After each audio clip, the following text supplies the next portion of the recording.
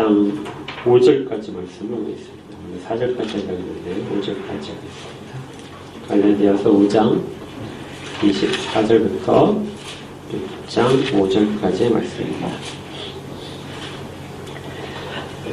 우리 교대를 읽겠습니다. 제가 먼저 24절을 읽겠습니다. 하나님의 말씀을 받으십시오. 그리스도 예수의 사람들은 육체와 함께 그 정욕과 탐심을 십자가에 못 박았느니라. 만일 우리가 성령으로 살면 또한 성령으로 행할지니 헛된 영광을 구하여 서로 노엽게 하거나 서로 투기하지 말지니라. 형제들아, 사람이 무슨 범죄한 일이 드러나거든 신령한 너희는 온유한 심령으로 그러한 자를 바로잡고 너 자신을 살펴봐 너도 시험을 받을까 두려워하라. 너희가 짐을 서로 지라. 그리하여 그리스도의 법을 성취하라. 만일 너가 아무것도 되지 못하고 된 줄로 생각하면 스스로 속이리라. 각각 자기의 일을 살피라. 그리하면 자랑할 것이 자기에는 있어도 남에게는 있지 아니하리니 각각 자기의 짐을 질 것이다. 아멘. 지난주에 그 설교의 마지막에 시편 85편 말씀의 한 구절을 가지고 제가 설교를 마무리를 한 적이 있습니다. 나중에 꼭 기억하셔서 자주 읽으시면 좋을 것 같아요. 시편 85편 12절에 여호와께서 좋은 것을 주시리니 우리 땅이 그 산물을 내리로다. 여호와께서 좋은 것을 항상 주시는데 그걸 받은 우리 땅은 모두가 다 거기에 합당한 산물들을 내어라. 이렇게 하는 것입니다. 이것과 관련해서 우리가 이제 지난주에 살펴본 말씀이 성령의 열매라고 그랬죠. 우리가 성령을 받았다면 그 성령을 받은 것에 합당한 열매들이 맺혀져야 된다. 그래서 성령의 열매를 이야기했습니다. 그런데 이것이 우리의 어떤 자질이나 우리의 어떤 노력 때문에 만들어지는 것은 아니고 근본적으로 성령님이 주시는 것이기 때문에 성령의 열매라 이렇게 이름을 붙인다고 그랬죠. 그리스도인들의 열매가 아니라 우리의 열매가 아니라 성령의 열매를 붙인 이유는 성령이 이를 주도하시기 때문입니다. 이렇게 해서 맺혀진 열매들은 교회, 참교회의 속성이 된다고 그랬죠. 참교회는 이 속성들로 드러나게 되고 속성들로 지탱이 됩니다. 오늘은 이제 이 성령의 주도하심 이제 외에 우리가 그러면 하는 역할들은 무엇이냐?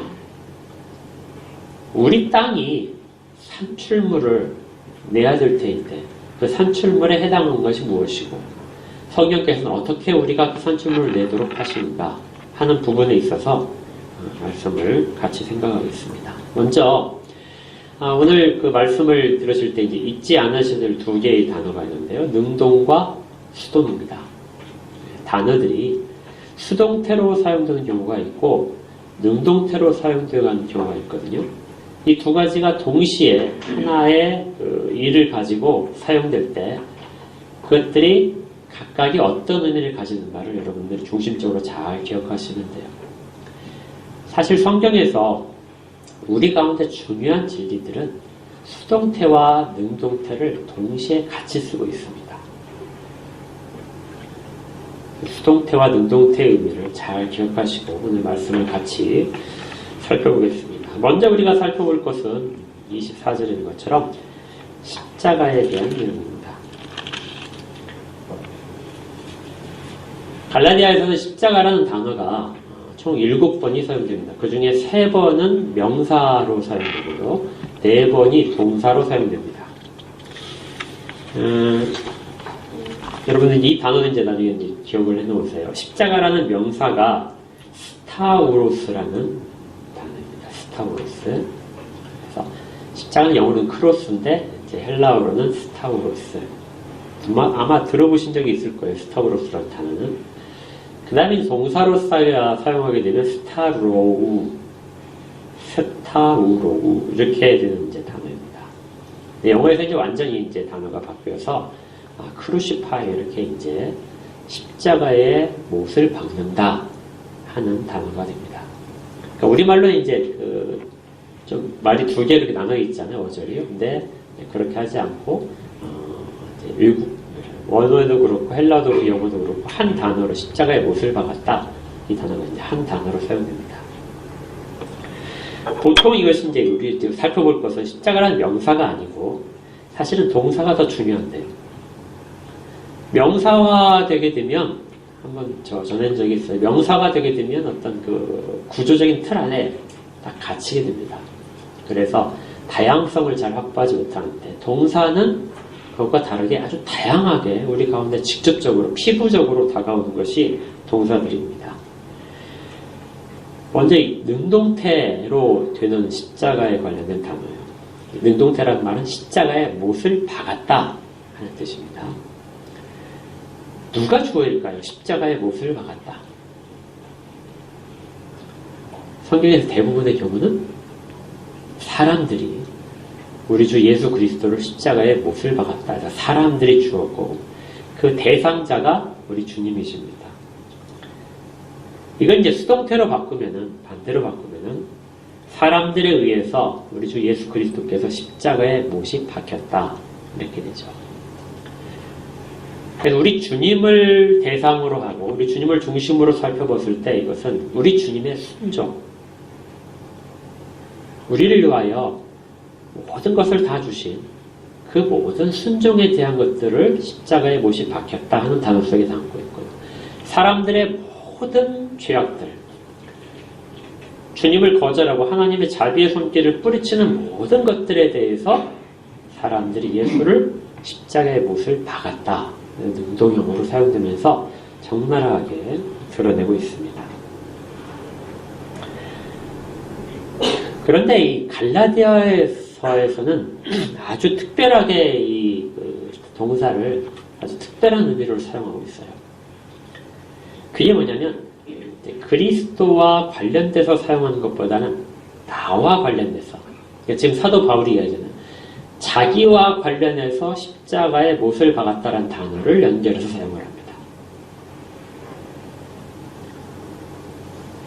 자, 그러면 이제 수동태로서 십자가에 못을 박았다 하면 십자가에 못을 박혔다. 내가 십자가에 못을 박혔다. 이렇게 이제 이야기를 하죠. 그래서 2장 20절에 내가 그리스도와 함께 십자가에 못이 박혔다.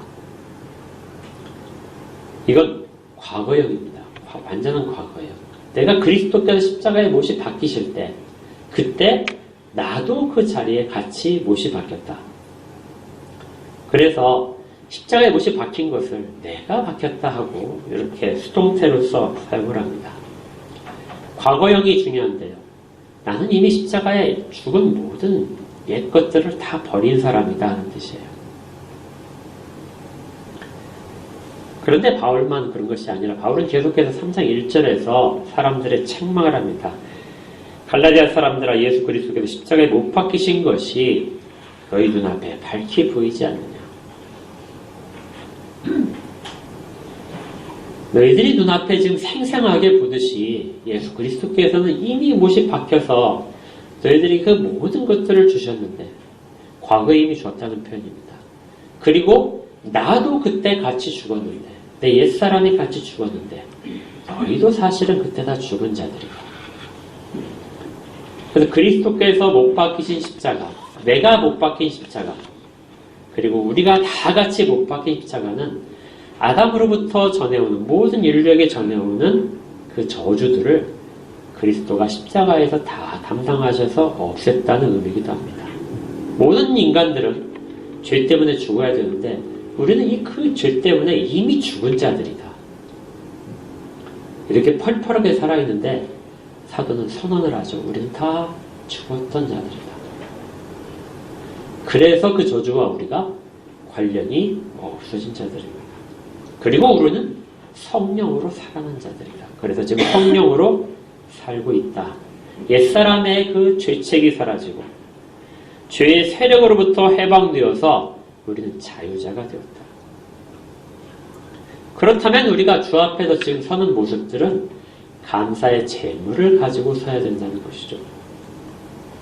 이 모든 것들은 과거에 우리 주 예수 그리스도께서 십자가에 달려 죽으심으로 말미암아 모든 것이 다 이루어진 것들입니다. 철저하게 수동태로 이루어진 거예요.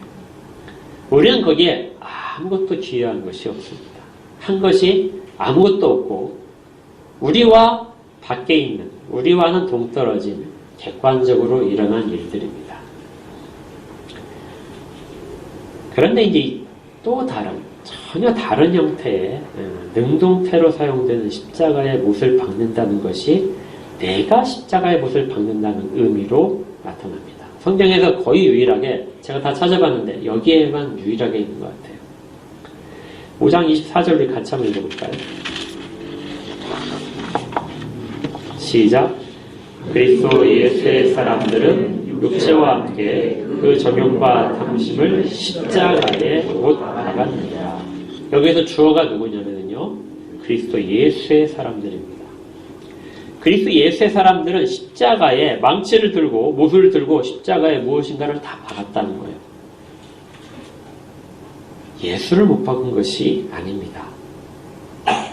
가끔 너무 극적으로 십자가의 의미를 표현하기 위해서 우리가 이미 옛날에 그리스도를 십자가에 못을 박았다, 우리 망치를 들고 못을 두고 그렇게 박았다, 이렇게 이제 이야기해서 극적인 표현을 쓸 수는 있지만 그 의미가 아주 생생하게 잘 드러내지만 사실 성경적으로 보게 되면 우리가 그리스도를 십자가에 못 박은 것이 아니라 우리는 다른 것을 못을 박았습니다. 그것이 뭐라고요? 육체의 함께 그 정욕과 탐심입니다. 여기에 탐심은 욕망을 말해요. 앞에서 육체의 일을 발생시키는 모든 것들을 우리는 이미 십자가에 우리 손으로 다 못을 박았다는 거예요. 그래서 유일하게 능동태로서 내가 그 일을 했다, 너희들도 그 일을 이미 했다는 것입니다. 그렇다면 우리도 했겠죠? 우리가 십자가에 달려 죽은 것, 주님과 함께 십자가에 달려 죽은 것을 믿으십니까? 아무도 그렇게 같이 안 죽으셨나요? 네. 다 죽어서 과거 일이에요. 또 우리 손으로 우리의 모든 탐심과 정욕들을 다 십자가에 박았다는 걸 아십니까? 제가 하는 말이 아니라 사도가 하는 말이에요. 너희들이 이미 다 그랬다. 언제 이 일이 이루어졌을까요? 우리가 잘 기억하지 못하지만 분명히 이루어졌다는 것입니다. 우리가 믿을 때 사실은 그 믿는다는 고백 속에 이 의미가 담겨 있었던 것이죠. 여러분들이 세례 받을 때 했던 모든 문답 속에 이 내용이 있습니다. 우리는 이미 그 서약을 하고 그렇게 하고 신자가 된 거예요. 그리고 그 일들이 우리의 선택이 아니라 우리가 이전에 처음 믿을 때 우리도 잘 모르는 사이에 우리는 그 작업을 하고 지금 나 교회 공동체에 들어와 있다는 것입니다. 그러니까 신앙은 수동태만으로서, 수동형으로만서 우리에게 다 주어졌다고 생각을 할 수는 있지만 그것들을 받은 모든 자들은 언젠가 자기 입술로 자기 의지를 동원해서 그것들을 선언을 하고 그리고 따릅니다. 나는 그곳으로부터 자유로워진 자이다. 그래서 육체의 일들을 우리가 과감하게 거부를 할 수 있습니다. 그것들이 살아서 슬금슬금 살아서 다시 십자가에서 내려오려고 하죠. 마치 좀비처럼 막 살아가 꿈틀 갖고 내려오려고 하는 것을 우리가 계속해서 박아야 되는 것은 우리의 능동태입니다. 우리는 그렇게 십자가에 옷을 들고 박아내야 됩니다. 뭐를요? 육체와 함께 우리의 정욕과 탐심들을. 사실 그 작업을 우리가 계속해서 해야 되는 건 하지만 이미 못을 박았다고 선언되어 있는 것이죠. 성경에서 중요한 진리들은 대부분이 다 이런 패턴을 가집니다. 먼저 선언이 돼요. 이걸 정의적인 선언이라고 하는데요. 우리가 어떤 것을 해서 그 결과로 선언이 되는 것이 아니라 어떤 일이 있기 전에, 훨씬 이전에 모든 일들은 선언이 됩니다. 너는 선택받은 자야. 우리가 이 땅에 있기 전에도 우리는 이미 선택받은 자라고 선언되었습니다. 너는 하나님의 자녀야. 내가 하나님을 알기 전에도 너는 하나님의 자녀라고 선언됐습니다. 너는 예수 그리스도 안에 있어. 내가 예수 그리스도 안에 있는 걸 깨닫기도 전에, 어떤 행동을 하기도 전에 선언되기를 너는 예수 그리스도 안에 있어. 너는 새롭게 태어난 자야. 우리가 새롭게 태어났다는 걸 알기도 전에, 어떤 말씀을 깨닫기도 전에 너는 새롭게 태어난 자야. 내가 너를 내 피를 주고 내 생명을 주고 샀어. 이렇게 선언된 존재들인 것이죠. 정의적 선언입니다. 신앙은 정의적 선언에서 시작해요. 이스라엘도 마찬가지입니다. 이스라엘이 어떤 하나님 앞에서 제사를 잘 지내고 성전을 잘 지어드렸더니 너희는 이스라엘이야. 너희는 나의 백성이야. 이렇게 선언된 것이 아니라 아무것도 없을 때 너는 내가 택한 자야. 너는 나의 백성이야. 이렇게 선언된다는 것입니다. 이런 정의적 선언이 있고 나서 그 다음에 언약이 이루어집니다. 언약은 그 당사자와 맺어지는 거죠. 하나님 사이에. 하나님은 죄인과 맺지 아니라 선언을 해서 너는 나와 언약을 맺을 만한 자야. 이렇게 하시고 언약을 통성하게 맺으십니다. 그리고 그 언약 속에서 이제 살아가게 되는 것이죠. 그런데 결국 그 언약 속에 살아가는 삶이라고 하는 것은 처음에 하나님이 일방적으로 하셨던, 완전히 수동태로 우리에게 주어졌던 그 선언이 어떻게 나타나는지를 보여주는 것이 선택받은 자들의 삶이 되는 것이죠. 이 패턴이 언제나 이루어집니다. 정의적 선언이 먼저 있고, 그리고 그걸 바탕으로 해서 하나님은 약속을 맺으시고, 그리고 약속 속에서 살아가면서 정의적 선언이 유효한 것을 세상 가운데 나타내는 것이 신자의 삶이고 이스라엘이 걸어갔던 일이었습니다. 그리고 마침내 그 정의적 선언이 완전히 옳다는 것이 드러나게 되겠죠. 이걸 우리가 이제 이 땅에서 살아가는 동안에 어떤 이름을 붙이냐면 성화라고 이름 붙입니다. 그러니까 성화는 끝부분에 핵심이 있진 않아요. 그 부분도 중요하고 과정도 중요한데 성화의 가장 핵심은, 방점은 어디에 있냐면 출발점에 있습니다. 너는 의로운 자야. 너는 내가 구별한 거룩한 자야. 하고 선언된 그 이후의 삶이 성화로 나타나는 것이죠.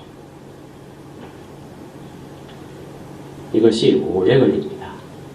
시간상으로 아주 오래 걸리고, 그렇게 해서 우리는 그것이 더딘 거에 대해서 실망하고 우리의 모습이 잘 변하지 않은 것에 대해서 좌절하긴 하지만 반드시 그 과정은 일어나게 되어 있습니다.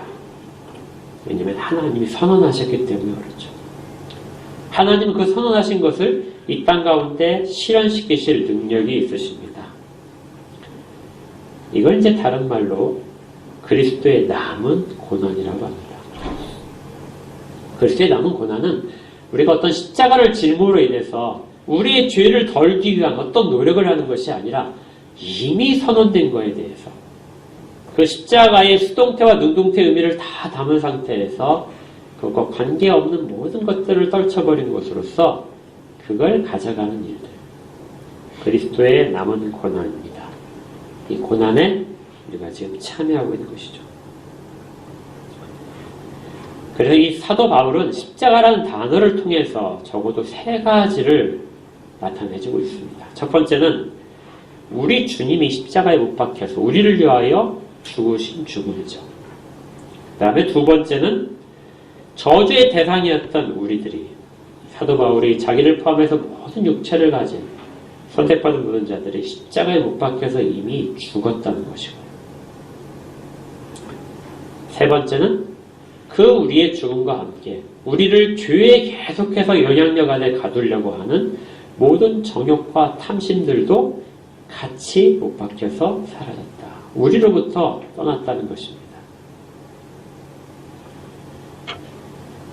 그래서 우리가 갈라디아에서 사도가 계속 이야기하는 육체의 일들이 얼마나 우리와 관계없는 일들인가. 그것들을 행하는 자는 왜 하나님 나라를 유업으로 받지 못한다고 선언되는가 하는 부분에 있어서 모든 내용들을 정리할 수 있습니다. 자, 그러면 이제 좀 더 능동적으로 한번 살펴보겠습니다. 십자가에 대한 것이 수동과 능동으로 된 것이고 수동이 무엇보다도 우선이라는 것을 잘 기억하고 있다면 이제 성령님과의 관계 속에서도 우리와 성령님의 관계 속에서 역시 수동과 능동이 나타납니다. 먼저 두 가지로 표현되어 있는데 우리 갈라디아서에서는 18절에 보게 되면 성령의 인도를 받았다 이렇게 됩니다. 18절 너희가 만일 성령의 인도하시는 바가 되면 이렇게 돼요. 이건 완전한 수동형입니다. 성령이 우리와의 관계 속에서 우리를 완전히 피동적인 자세에 두고 혼자 주도적으로 하시는 것을 성령이 인도하신다 이렇게 표현을 해요. 모든 성령 받은 자들은 성령께서 이전에 볼 수 없었던 길을 보여주십니다. 여러분들 안개 속에 갇혔다가 안개가 걷히면은 길이 보이죠. 산에나 이런 곳에서 길을 잃었을 때는 안개 속에서 길을 잃었을 때는 길을 찾으러 함부로 다니면은 정말 위험합니다. 안개가 걷힐 때까지 그 자리에서 기다려야 되죠. 자칫 너무 짙은 안개라면 발을 헛디뎌서 큰 위험에 처할 수도 있습니다. 안개가 걷히면은 길이 보이듯이 그렇게 우리 눈에 옛날에 보이지 않던 길들이 보입니다. 이것이 성령의 인도하심이죠. 그런데 성령은 말씀을 떠나서 사역하지 않으십니다. 언제나 여러분들이 이건 아주 머릿속에 정확하게 이렇게 새겨놓으시면 돼요. 예수 그리스도의 성령은 말씀과 항상 늘 함께 하십니다. 그래서 우리 주님께서 하신 말씀들을 다시금 기억나게 하고 가르치시고 확정하십니다. 성령은 늘 말씀과 함께 일하신다. 그리고 그 말씀과 함께 일하시는 성령님이 우리 가운데 믿음을 일으키시는 것이죠. 그래서 세 가지 세트로 기억하시면 제일 좋아요. 성령과 말씀과 믿음. 이것은 늘 떨어지지 않습니다. 그러니까 말씀과 떠난 믿음은 의미가 없어요. 왜냐하면 성령께서 그 일을 하시지 않기 때문에 그렇습니다. 말씀을 받았는데 전혀 믿음이 일어나지 않으면 성령께서 우리에게 유효한 사역들을 하시지 않는 까닭입니다. 우리가 늘 성령의 우리 가운데 임하심을 구해야 되고 성령 우리를 인도하실 것을 구해야 되지만 성령께서 주도적으로 길을 보여주시는 것. 그러면 앞에 길이 보였는데 그 길을 가야 되는 것은 우리죠. 우리가 그 길을 선택해서 가게 됩니다. 이때 이제 우리가 갈등이 되는 거예요. 왜냐하면 그 길이 성경 말씀처럼 좁고 협소하거든요. 아주 좁습니다. 여러분 천루역정 보시면은 크리스찬이 이렇게 하늘 도성을 향해서 가는 길 가운데 수많은 좁은 길들이 있어요. 근데 그 중에 이제 한 길이 뭐냐면 양쪽에 사자가 이렇게 있는 그 사이로 지나가야 되는 거죠. 사자가 막 잡아먹으려고 막 굶주린 사자가 막 광문을 합니다. 그런데 그 사이를 지나가야 돼요. 지나가는데 자세히 보니까 그 사자들이 쇠사슬에 매여 있습니다. 아주 강한 쇠사슬에 매여 있어서 사자가 막 날뛰어서 나를 잡아먹으려고 달려들어도 그 길 밖에 있는 거죠. 그게 보이는 겁니다. 사자의 두려운 그 입이 보이는 것이 아니라 그 길이 보이게 되는 것. 이것이 성령의 인도하심입니다. 그런데 못 가겠죠. 두려움에 사로잡히면 발이 얼어붙게 됩니다. 못 가는 것이죠. 성령의 인도하심은 완전한 수동형이기 때문에 우리의 능동형으로 그 일을 선택해서 가야 됩니다. 그때 이제 믿음이 필요하죠. 믿음조차도 성령님이 주시지만 우리의 참여가 반드시 필요합니다. 또 다른 길들은 너무나 다 유혹감 심해요. 정말 저 길은 아름답고 좋게 보입니다. 정말 많은 것들을 나에게 유익을 줄 것 같아요. 그런데 성령님은 자꾸 다른 길을 보이시는 거죠. 많은 좋은 자리가 있고 말씀을 들을 자리가 있습니다. 성령님은 지금 어떤 길을 보이실까요?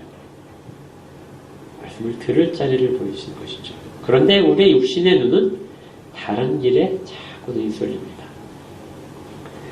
이것이 5장에서 얘기했던 육신의 소욕과 성령의 소욕이 계속해서 서로를 거슬리는 것입니다. 혹시 어떤 일을 할 때 말씀이 생각나서 그 일을 내가 선택하지 않는다. 눈앞에 보이는 이득이 있는데 말씀이 자꾸 나를 거슬리게 만들어요. 그 이익을 포기하게 만드는 것. 이런 일이 일어날 때 우리는 성령의 인도하심을 받고 있는 것입니다. 성령은 그렇게 우리 가운데서 모든 것들을 공급하십니다. 자, 그 다음에 이제 능동형이 있어요.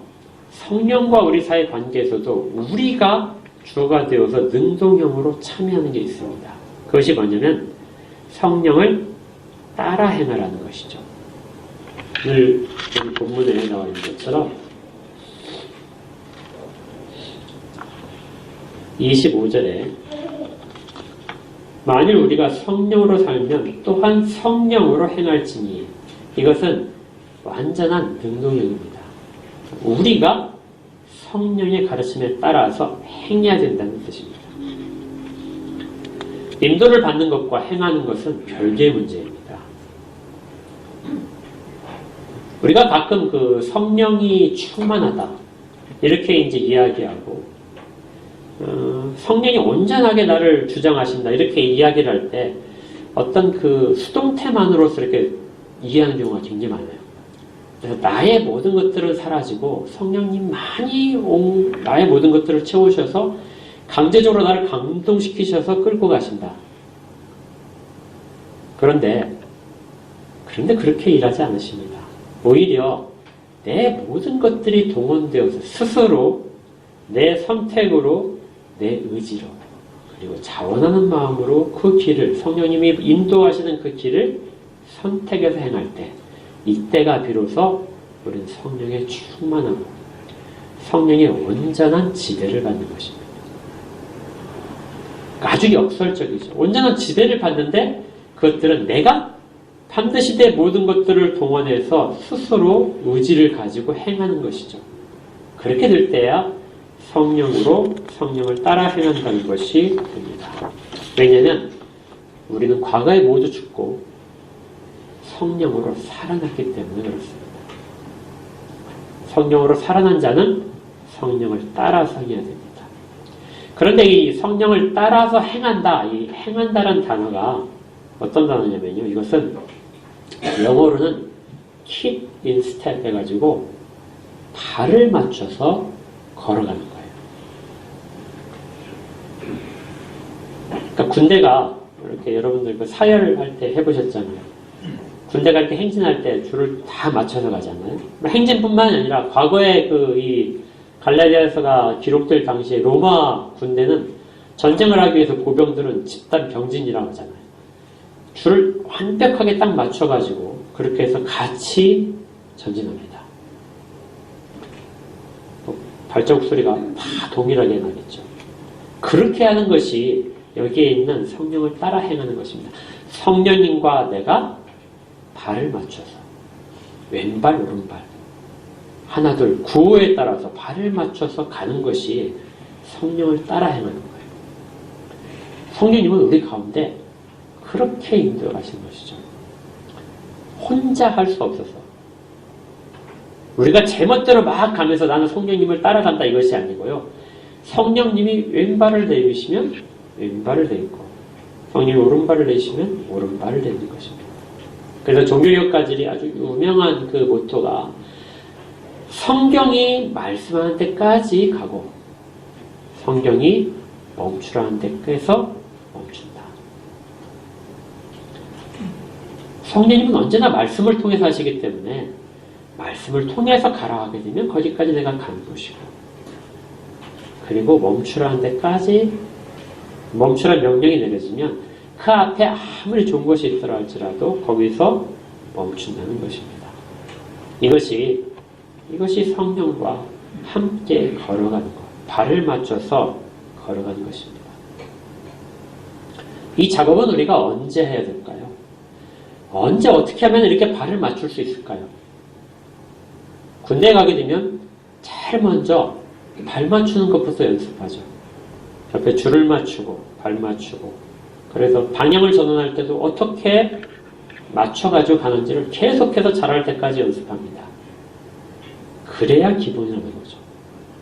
군대 가면 총을 쏘고 총검수를 하고 무슨 무기를 다루고 이런 것들이 되게 중요할 것 같은데, 어리석게도 모든 군대는, 정규군들은 다 발 맞추는 것부터 시작합니다. 우리 그리스도인들도 마찬가지예요. 신앙은 처음부터 끝까지 다 성령님과 발을 맞추는 겁니다. 한 번도 내 멋대로 발을 내디뎌서 그것이 좋은 결과, 하나님의 뜻하시는 바대로 이루어지는 것들은 단 하나도 없습니다. 그래서 우리가 성경에서 수많은 그 예들을 볼 수 있는데요.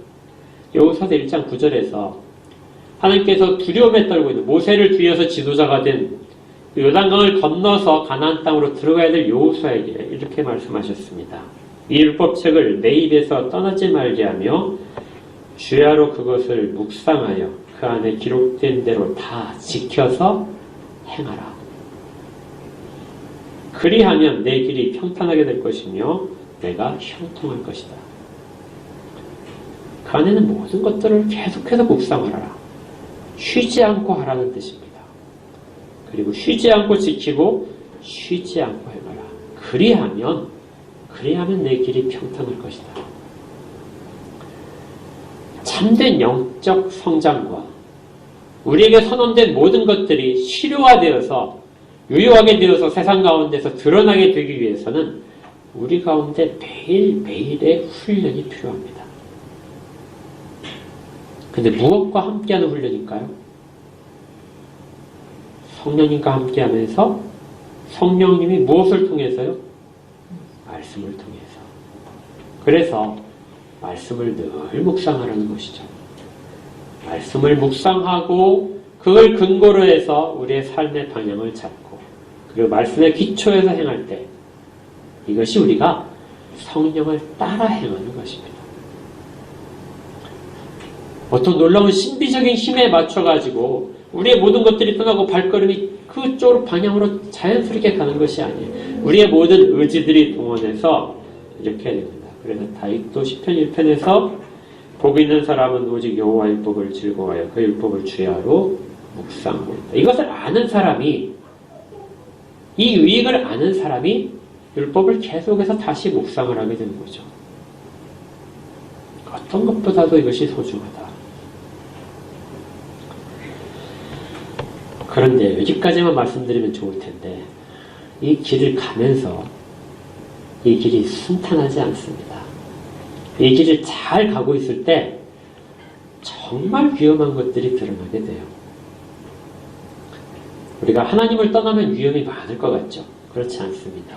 성령님과 발맞춰 막 가는데, 잘 가는데 우리 가운데 정말 심각한 위협 하나가 생긴다고요. 그게 뭐냐면 교만입니다.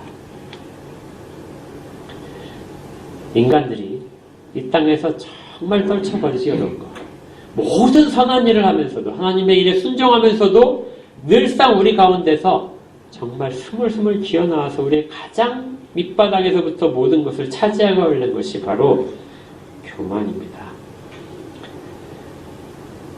26절에 이렇게 되어 있어요. 헛된 영광을 구한다. 성령을 따라 행하는데, 그 성령을 따라 행하는 사람들이 뭐가 자꾸 생긴다고요? 헛된 영광을 구하는 것이 생깁니다. 헛되단 말은 속이 텅 비었다는 거예요. 여러분, 공갈빵이라고 아시죠? 안에 막 가득 찬 건 큰데 껍질만 있는 거죠. 선물 상자가 아주 막 정말 보기 좋은데 열어봤더니 아무것도 없는 거죠. 이게 헛된 영광입니다. 성령님과 잘 행한다고 생각을 하고 그 길을 열심히 하고 있는데 정작 한 발짝 물러서 보게 되니까 아무것도 아닌 내 영광을 구하는 것이 될 수 있다는 것입니다. 이것이 언제나 우리에게 정말 조심스러워하고 우리를 스스로를 경계해야 될 부분입니다. 말씀을 열심히 읽는데요. 그것이 내가 성경을 잘 아는 것에 대한 지식을 채워넣는 것에 그친다면 헛된 영광이 될 수 있습니다. 신학을 열심히 공부해서 신학자가 되었는데 그것이 전혀 성령님의 드러남이 없다면 그러면 완고한 신학자가 되고 그리스도의 모든 것들을 다 버린 지식만이 남은 껍데기만 남은 신학자가 될 수 있습니다. 우리가 교회 생활을 오래 해도 마찬가지입니다. 내가 이만큼 봉사했으면 됐지. 내가 모든 것들을 다 바쳐서 성령님의 감동에 따라서 내가 했는데 그런데 실제로 보게 되면 내 마음속에 교만이 잔뜩 쌓여있는 것. 이렇게 되면 모든 것이 다 헛되는 것이죠. 그 헛된 것이 만들어낸 것이 뭐냐면은 서로를 노엽게 하는 것입니다. 그리고 서로 투기하는 것이죠. 성령님과 발맞춰 가게 되면 나만 갑니까? 모든 사람이 다 가잖아요. 어떤 사람은 좀 뒤처질 거예요. 어떤 사람은 우리가 받는 그 교만이 우리 싹튼 결과 그 사람도 교만이 싹틀 수 있겠죠? 그러면 실족하는 것이 보일 수도 있습니다. 어떤 사람이 나보다 더 잘 걸어요. 그럼 내 마음속에 그 교만 때문에 뭐가 생기냐면 시기심, 질투심이 생깁니다. 제가 언젠가 설교할 때 그런 얘기 한번 한 적이 있는데요. 제가 어떤 성도님이 저한테 어떤 목사님 설교 참 잘해요. 한번 들어보세요. 이렇게 하게 되면 제가 뭐가 생긴다고 그랬죠? 마음속에 질투심이 생긴다고 했잖아요. 제가 이 설교를 준비하면서 그 생각이 확 나오는 거예요. 이게 얼마나 내가 교만한 것이 있었는가. 잘 기억하시네. 맞아요. 제가 스스로 되게 부끄러웠습니다. 교만은 내가 열심히 잘하고 있을 때 그때 한쪽에서 스물스물 일어난단 말이죠. 치명적인 도구로 작용하기 전에 그렇게 하기 전에 우리 스스로를 돌아봐야 됩니다. 그래서 6절에 뭐라고 되어 있냐면요. 두 가지를 우리가 실질적으로 교회 가운데 해야 되는데요.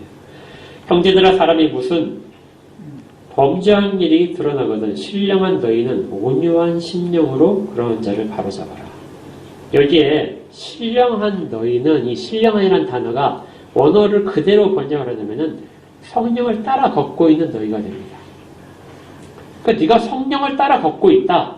성령의 사람이다 이런 뜻이에요. 성령에 맞춰져 있는 사람이라고 네가 스스로를 생각하고 있다면은 자 뭐가 반드시 갖춰져야 된다고요?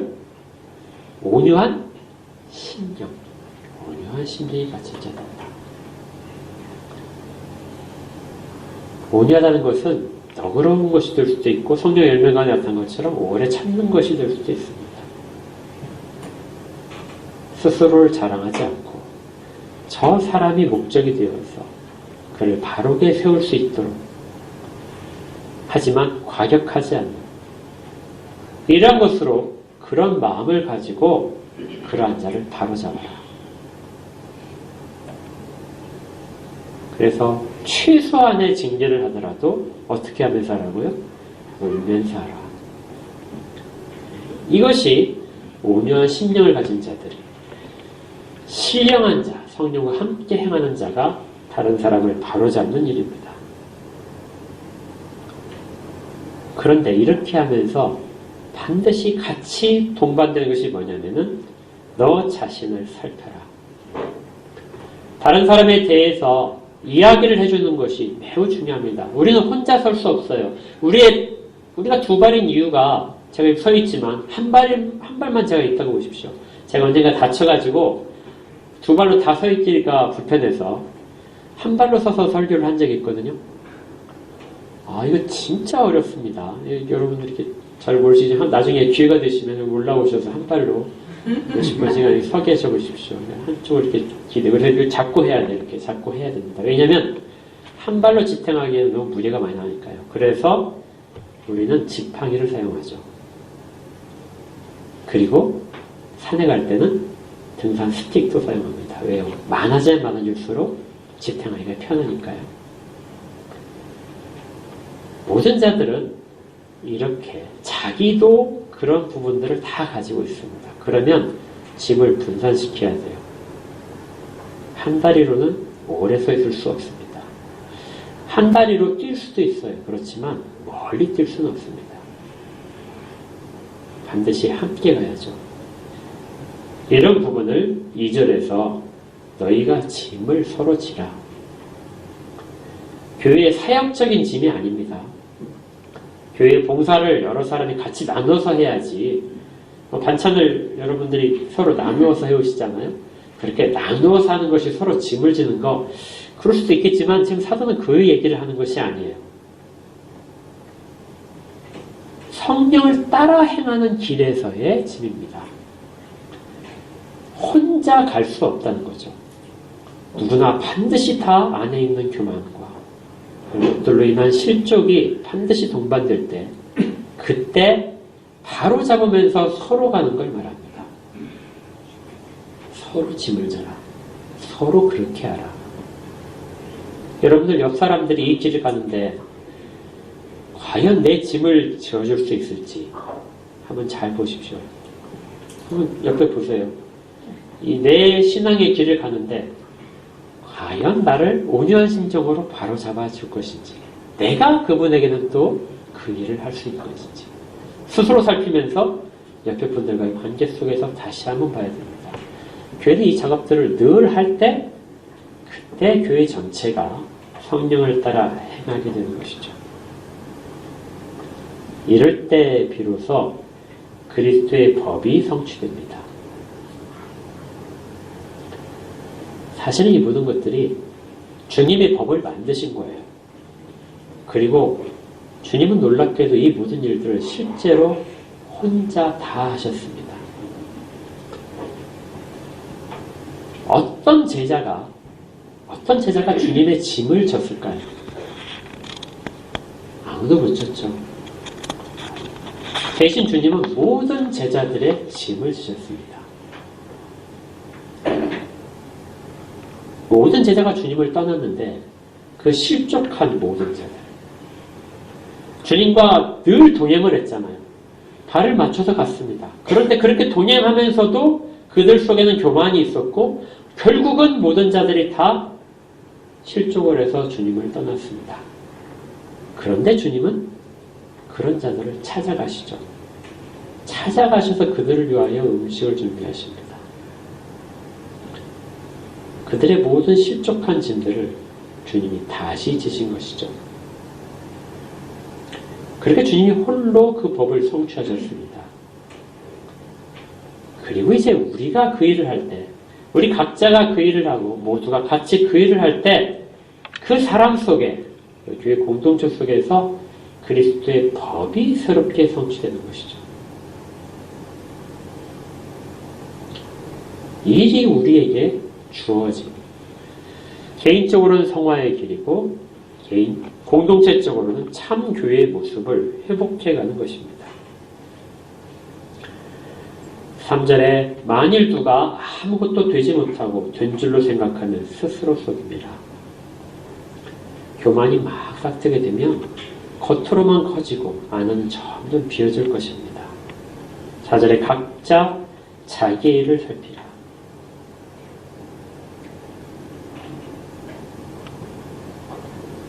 자기를 살피고 다른 사람을 살피고 두 가지를 동시에 사야 됩니다.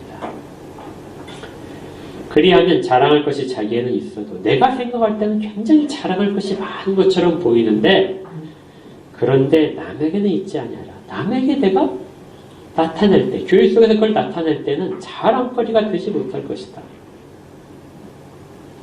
스스로의 자랑거리들은 교회 속에서는 자랑거리가 전혀 되지 못합니다.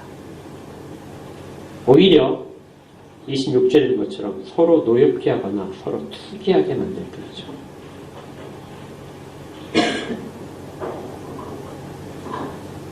우리 각자는 이 일을 해야 됩니다. 왜냐하면 주님께서 그렇게 하셨고 사도를 통하여 우리에게 늘 말씀하시는 부분이기 때문에 그렇습니다. 기억하십시오. 모든 것들은 수동과 능동으로 되어 있습니다. 우리는 일방적으로 다 받았습니다. 제자들이 주님께 받았듯이 우리는 사도들로부터 보는 모든 가르침 속에서 다 받았고, 특별히 성령님으로부터 모든 것들을 다 받고 길까지 제시를 받고 있죠.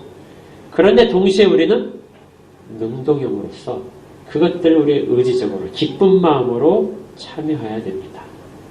서로를 돌아보고 헛된 영광을 구하지 않고 자랑으로 가득 차지 않고, 그렇게 서로가 서로에게 의지가 될 때 교회는 이 땅 가운데서 참다운 모습을 보입니다. 우리가 그렇게 될 것입니다. 왜요? 그렇게 선언되었기 때문에. 그렇게 너희는 이미 거룩해진 자들이다. 너희는 성도들이다. 너희는 은혜 장로교회의 성도다. 성도라고. 이미 거룩하게 된 자들이라고. 그렇게 선언된 것이 나타나도록 살읍시다.